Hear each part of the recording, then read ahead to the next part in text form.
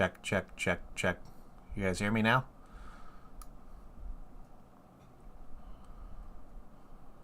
Hold on. Let's see here. You guys hear me now? Checking 1, 2, 3. How are we sounding now? I think. Did I fix it?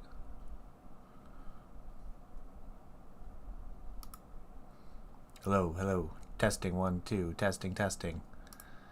Okay. I have no idea what the hell that's about. OBS is being dumb. So let's do this.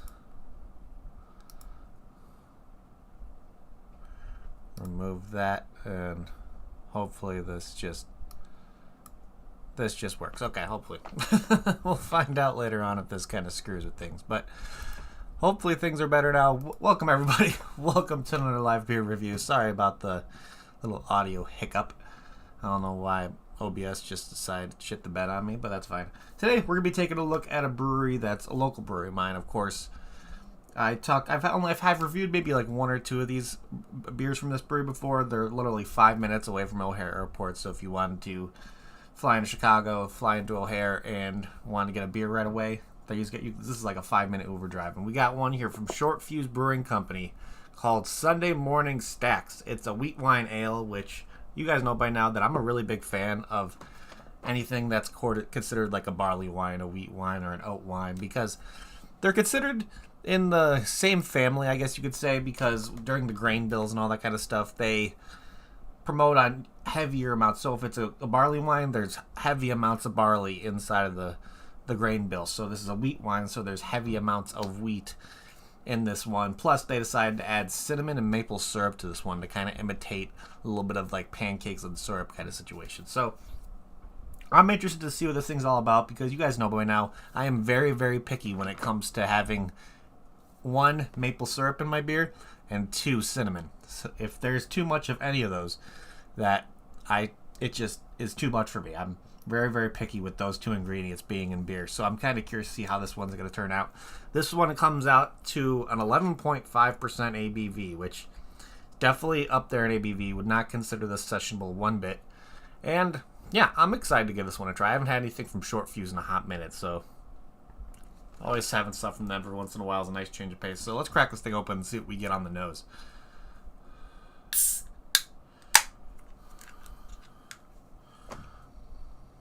Oh yeah, definitely a lot of like dark fruit notes coming through.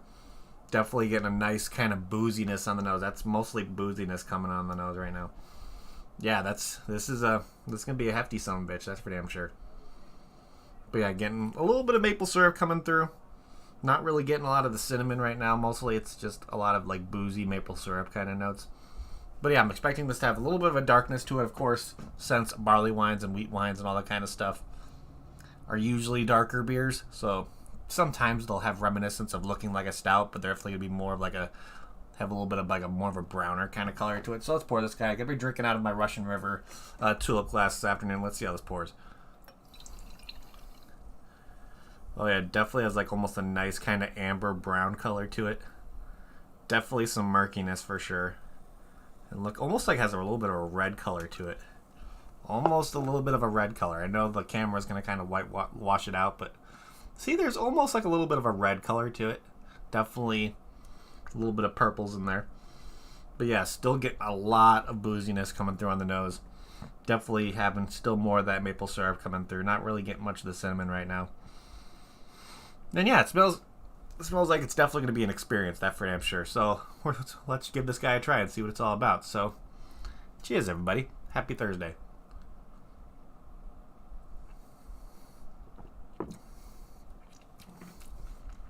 Whoa. Okay, so there's a lot going on in this one. So right off the bat, very, very, very boozy. Definitely getting that maple syrup on the front there, where it's almost to the point where it's a little bit too much maple syrup. I think this is right at the threshold of the amount of maple syrup in a beer that I can handle. It definitely has a little bit of bready elements to it. Not really getting a lot of cinnamon, in my opinion. Maybe after a couple sips, I might start getting it on the back end, because I feel like that's where it would come in. But this one's strong. Very, very strong. Very, very boozy. Holy crap. Yeah. This one has some heftiness to it. But overall, the maple syrup flavors there. Definitely getting almost a dry finish. I wonder if that's where the cinnamon comes in. That's that dry cinnamon kind of note coming at the end. Doesn't really have like a... I guess it's a little bit of a silky mouthfeel. I'm getting more of like a... I don't want to say oil. Yeah, I would say more of a silky mouthfeel. But definitely that lingering cinnamon dryness at the end is what's... I don't want to say it's unpleasant, but it's definitely not something I was prepared for. And overall, when it comes to this kind of style of beer, see this... Adding these things when it comes to... Like when I think of a barley wine and a wine and a wheat wine, I want some other flavors to kind of speak for themselves. There's definitely more of a sweetness coming from those kind of style of beers. Of course, I'm expecting a nice boozy beer when it comes to this, but I think this one's a little bit too boozy, to be honest, for it only being an 11.5%. A little bit too much almost on the maple syrup. Not really the biggest fan of that cinnamon dryness at the end. And overall, I wanted maybe a little bit more of just like some like darker fruit flavors coming through, because when I think of barley wines, oat wines, and wheat wines, I kind of want a little bit of those kind of like almost dark fruit, date, plum kind of flavors, and then have like almost like sometimes I really like them barrel aged, where you get like a bourbon kind of flavor depending on what kind of barrel they age it in. But overall, yeah, this is an interesting one. Let's look over here on Untappd and see what they show as similar beers for this one. So let's see here. We got a couple ones that we can look at here. We got the bourbon barrel aged Artemis with Artemis with toasted coconut and cinnamon from Decipher Brewing, which is a wheat wine coming at a 12.1%. This one definitely has a little bit more of an amber kind of color to it. We have one here for Perennial Artisan Ales called Devil's Heart of Gold, which is another wheat wine coming at a 12.5. That one definitely has more of a reddish color to it. Aged in whiskey barrels for 20 months. Well, yeah, getting toffee, maple, and vanilla. Let's see. We got one here from Bicentennial Beer Company called the White Chocolate Thunder, which is a wheat wine and a 10.3% wheat wine. And then we got one from Solo called Wheat of Soul, which is another wheat wine. And then the last one we're looking at right here from Bleeding Heart Brewery called Death's Inheritance, their Barrel Series 2021. So, but that one's more of a 9, that's a 9%er, so definitely looks like this one's bringing up more berry flavors and all that kind of stuff. So, finding something that will probably be similar to this one. I'm thinking maybe... I mean, this one's giving more dessert wine notes. I'm kind of leaning towards this one from Decipher. This wheat wine, it's a barrel aged, but you get toasted coconut, cinnamon sticks, so you get that cinnamon kind of note. Who knows if you get the dryness of the cinnamon? But see, if I was able to take a mixture of like the Artemis with the toasted coconut and the Devil's Heart of Gold, because you're getting notes of maple in that, but you're gonna get more of like a dessert wine kind of flavor.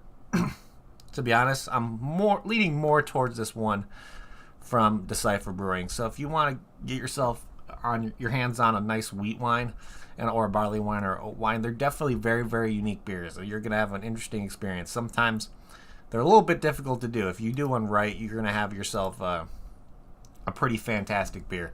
But if it's done wrong, it's interesting. It's a little bit too predominant. It's a little bit too boozy when it comes to if you kind of mess up the recipe a little bit. But yeah, I'm gonna go with this Artemis with toasted coconut, and I think this is and cinnamon. I think this is gonna be the closest one to it, to be honest. So if you can get your hands on anything from Decipher is out of Charlottesville, Virginia, I think that is. So maybe able to get your hands on some stuff from there. It looks like it's their 2022 release, so this one may still be available, or maybe they have it in bottles or cans or something like that. So if you want to have something similar, you might be able to get your hands on this one from them. But let's look here and let's read the description of this guy and see what it's all about on Untappd. So what it says, with this wheat wine, we tried to replicate the flavors of a fresh stack of pancakes on a beautiful Sunday morning. Flavors of maple syrup, cinnamon, and wheat from the grain bill make this one easy like Sunday morning. Okay, let's break that down a little bit, because you get the flavors of maple syrup. and you get the cinnamon. If they're trying to recreate a stack of pancakes, I don't know if making a wheat wine out of it may have been the best idea. I mean, when it comes to trying to replicate a stack of pancakes, you want something that's going to have some breadiness to it. Of course, the breadiness can have sweetness. I would like maybe a different kind of ale. I don't think a wheat wine was the best choice to kind of replicate it from. And plus, I think they used a little bit too much of the maple syrup and cinnamon to kind of... I mean, like I said, the maple syrup in this one's almost to the point where it's too much for me. I'm still going to be able to drink this, but I think they still use a little bit too much. I'm not the biggest fan of that like dry cinnamon feel you get at the end with this one. And I'm not really getting any elements at all from just a pancakey kind of element. The wheat really isn't bringing any flavors that replicate pancake to me. So overall, it just tastes like a maple syrup, cinnamon, wheat wine, pretty much. Don't really get any of the pancakey notes in this one. So overall, it's not bad, but this is definitely not my favorite. I'm going to say that straight up. So let's look here and see if anybody on my friends list checked this. Actually, let's look at the ratings right here. Like I said, it's 11.5%. This definitely is a boozy one. I would not consider this sessionable one bit. And with over 270 ratings on this guy, this one has an average rating of 3.59, which is very, very surprising when it comes to a wheat wine, a barley wine, or an oat wine kind of situations like that. Whenever I check in or I do a review for any kind of style like that, it's usually pretty high praises when it comes to if it's done right. You're easily getting a 4.25, maybe a 4.3 average rating. But this one only has a 3.9, so this definitely was more of a hit or miss kind of beer. It looks like it's more of a miss that I'm seeing. But let's look here on my friends list. I have nobody on my friends list who checked this one in, which is fine. But let's look and see what the global ratings on this are. So this person gave it a 2.75, saying a little boozier than expected, but notice the ABV after adding to flight. The finish is maple syrup on warm pancakes, delicious. And the start is a round of shots. Yeah, to me, I still think, yeah, I agree. It's a little bit too boozy for me. Of course, when it comes to some of the other stuff that I've had, when it comes to this kind of style of ale, if it's so smooth enough, it's not. Even if I've had higher ABV versions of this kind of style of beer, almost when it comes to being a wheat wine, a barley wine, or an oat wine, and it'd be smoother than this, less boozy than this. So, kind of, I think there's a little bit too much booziness with this one. Let's kind of look and see what else we had to see here. We got a 3.75 check-in. Oh, we got a 4 out of 5. Purchased at Short Fuse Brewing. We got a 3 here saying it looks like it was number 5 on his flight, and he purchased it. He gave it a 3 out of 5. This one is another 2.75 out of 5. And then let's see, we got a 3.5. Another looks like more of a 3.75. We got a 3.25 here, purchased at Shores Canteen, which is in St. Clair Shores, Michigan. So you can get the stuff out in Michigan. We got another 3.75 here, purchased at Short Fuse. 4. We got a 4.25 here saying best one so far. Good maple flavored barley wine, even though it's not a barley wine because there's not high amounts of barley in the grain bills. So it's definitely a wheat wine. So, like I said before, when it comes to thinking about this kind of style of beer, when you see a barley wine, you're going to know that there's heavy, heavy amounts of barley when it comes to the grain bill. So when this being a wheat wine, you're going to know there's going to be heavy, heavy amounts of wheat in the grain bill. So this is a heavily wheated beer. Of course, if it was a barley wine, it would be a heavily barleyed beer. And then an oat wine, there's heavy amounts of oats in it. So just keep that in mind if you're kind of interested to figure out if there's a difference between the three, because there definitely is. Let's see. We got a 4 out of 5 here. We got another 3.75. Let's do 2 more. We got a 4.25 here. Got it at Taster. And then this guy gave it a 2.25. Got it on draft. So, with all that being said, looking at the similar beers and all that kind of stuff, let's start trying to figure out what we're going to be doing on our end over here with this guy. Because it's going to be an interesting little conversation. Because I'm not sure. So, we always look at can art first. And let me pour the rest of it into the glass. And let's look at the can art. Because I really, really do enjoy the can art on this one. Probably one of the main reasons why I purchased this one. Because I think the can art is really, really nice. It's King Kong climbing a stack of pancakes with a fork. So kind of having that King Kong kind of theme to it. I like the font of the beer. So the marketing of this beer was done really, really well. Really well. So this is definitely something that would catch my attention at a liquor store or bottle shop, just because Short Fuse, when it comes to having more of their intricate can arts, they definitely do a good job. Of course, the labels are a little bit more of a holographic kind of look to it, so there's definitely a shine to it. Almost like a laminate kind of situation, but yeah, the font's nice. Almost has like a gooey kind of, I guess you could maple syrupy kind of font.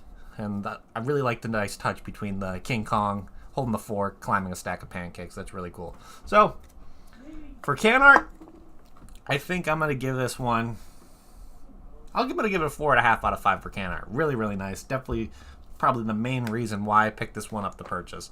Just because it was marketed towards, for my taste, kind of situation. So, let's see here. If I got this beer in a flight at Short Fuse, which I think a couple weeks ago you were able to, I'm not sure. It doesn't show that this beer's available on tap over there anymore. I checked on the website. I probably wouldn't get another one. It's this. I don't want to say this one's not for me, but it's not my favorite. So I most likely would have a flight glass of this and be okay with just having that. So let's see here. What is my final rating on this guy going to be? To be honest, I'm going to give this one a 5.75 out of 10. It's not my favorite.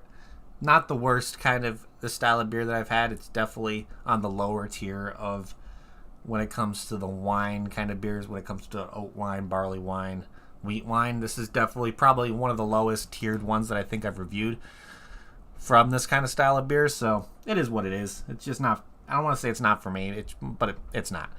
So if you want to get your hands on this stuff, if you're a fan of maple syrup and cinnamon, you may enjoy this one. If you're a fan of heavier, boozier beers like I am, but it's definitely there needs to be a balance between booziness.